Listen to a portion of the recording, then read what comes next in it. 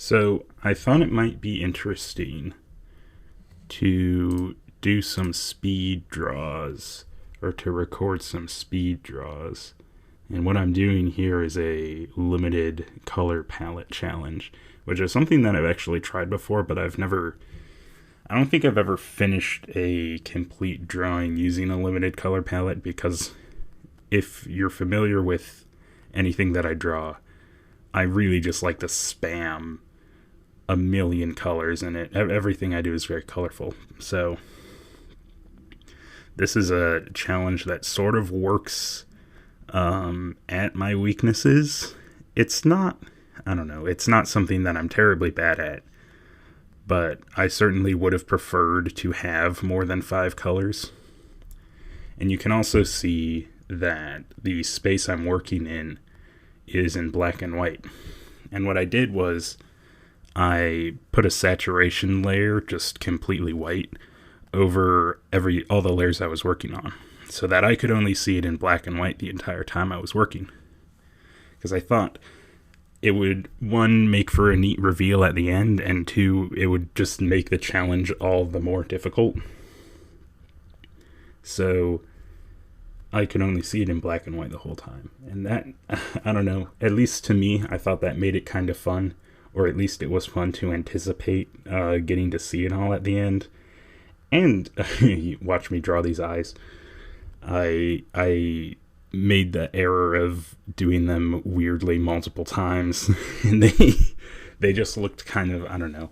The way the eyes on this character are shaped, it's kind of difficult to draw them in a way that makes sense. Because you look at...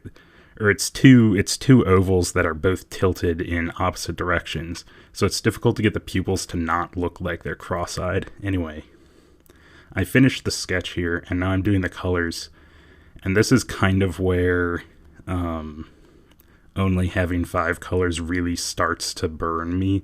Also, look, I'm the only artist who names his layers. Yeah, this is where only having 5 colors really starts to burn me, because as we go on, I start having to find places. Also, I'm trying to fill this using the fill tool, and I can't figure out where the gap in the line is, so I just end up doing it manually.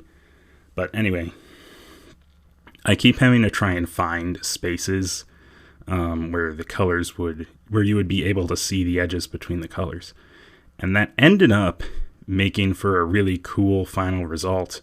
But while I was working on it, I was really sweating because I thought, oh man, I don't know if you're going to be able to tell where any of the borders in this drawing are. And fortunately you could, but while I was working, it was definitely kind of scary.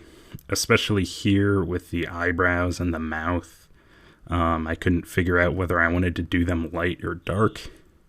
I settled on light, but then when it came time to do the shading on that part was the same color as the rest of his face and body, so I ended up adding some darker lines around that area, which is not something I would normally do when I'm drawing in this style, but it worked for this challenge in particular. Here you can see I drew those hands in the one color and then had to go over them in the other. So, you know, I like causing extra work for myself. Here's where I remembered that I had yet to draw the hat, and then I drew it super weirdly, so I go back and change that later. I start adding some little lines to sort of delineate where things are, because I like to, at least when I'm working in something that's not more like digital paint, I like to add some lines to just kind of clarify, but I don't like to do line art for the whole drawing. I feel like that's a pretty common sentiment among artists, that line art is kind of painful to do. Watch me struggle with the fishing rod forever. Drawing parallel lines freehand is really difficult. Here I tried to make the fish look even remotely good, but I was really not caring about how the fish looked, so you can see that those lines on the tail are super sloppy. It doesn't matter. It's a fish. Now I'm going in on the shading, And at any point now, I'll realize that the hat looks weird, and I'll go back and change that. And then here you can see parts of the shading on the neck are the same color as the trim on the tunic and the markings on the arms. So I do end up going back to sort of make the delineation between those two things clearer later, but for now they look the same. There I go. Just adding shading on the tunic trim and adding shading around there helped delineate it. Yep. So now you can sort of see where the body begins, the arm ends, the trim ends.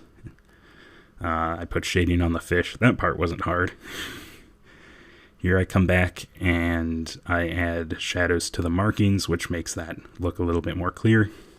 One thing I was worried about was that I didn't have black and white to work with. There I go, adding the lines around the eyebrows and the mouth. I was worried about not having black and white to work with. Oh, it looks like, yeah, there I go with the hat.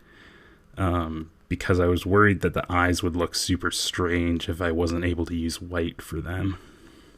I spent a long time worrying about what to do for the background, because I would have to use the same palette, so I just settled on a gradient, and like a little weird bridge thing. And then once that was done, we are finished. And we'll see the end product. Yeah, it ended up coming out pretty neat. I fiddled with the background, but overall I liked it quite a bit.